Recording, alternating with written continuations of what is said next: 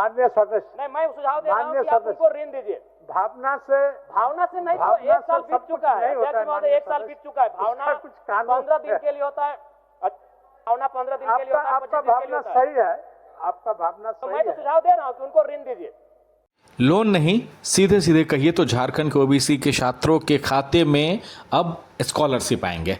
ये मांग जो है जयराम महतो की लगातार वो उठा रहे थे बजट सत्र के तमाम सेशन में।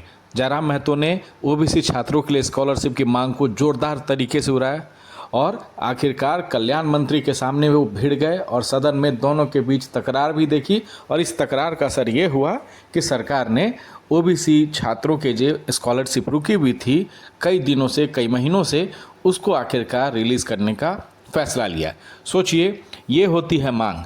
आप फर्नीचर के लिए कोई यहाँ पे मांग कर रहा है कि पलंग सोफा चाहिए, 10 लाख रुपए उसके लिए चाहिए, और जयराम महतो ओबीसी छात्रों के लिए लगातार सदन में अपनी आवाज़ बुलंद कर रहे थे और कह रहे थे कि अगर इनको स्कॉलरशिप नहीं दे सकते हैं तो उनके आवास को नीलाम कीजिए, नहीं तो सीधे सीधे अगर केंद्र पैसा नहीं दे रहा है तो आप लोन दीजिए और केंद्र जब पैसा लौटा दे तो आप अपना पैसा अपने पास रख लीजिए।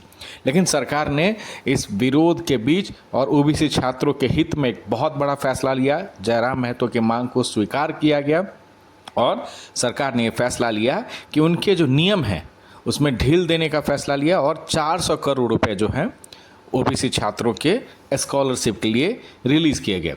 ये कल्याण पोर्टल पे आप देख सकते हैं कि इसमें अब जो है थोड़ी देर पहले से ये अपडेट भी आ रहा है कि जो भी इसमें छात्र हैं जाके अपने आधार कार्ड, अपने बैंक अकाउंट, तमाम चीज़ों को जो प्रोसीजर है एप्लीकेशन का, उन चीज़ों को फुलफिल कर लें। सरकार होली से पहले या 31 मार्च से पहले कभी भी जो है पैसा जो है गिरा सकती है। 400 करोड़ रिलीज़ किए गए हैं झारखंड सरकार की तरफ से और इससे झारखंड ओबीसी के 5.5 लाख स्टूडेंट्स को स्कॉलरशिप का फ़ायदा मिलेगा।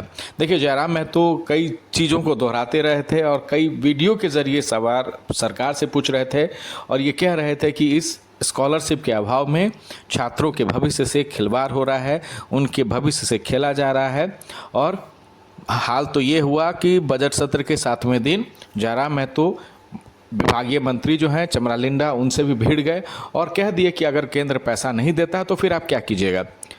हवाला फिर वही दिया गया आश्वासन के ज़रिए, लेकिन जयराम महतो मानने वाले थे नहीं और उन्होंने एक अल्टीमेटम दिया हुआ था सरकार को कि हर दिन वो सरकार से ये सवाल ज़रूर पूछेंगे सदन में जारी बजट सत्र के बीच कि ओबीसी छात्रों का स्कॉलरशिप कब देंगे। और कई दिनों से ये मांगे हो रही थी। अब उसे रोक दीजिए, करिए हम लोग को इतना महंगा आवास दीजिए, कर दीजिए, मेरा ही आवास को पहले नीलाम कर दीजिए। हम गार्जियन हैं और गार्जियन होकर अगर गार्जियन आपके बच्चे नहीं पढ़ेंगे स्पीकर साहब तो क्या करेंगे, कुछ तो उपाय करेंगे।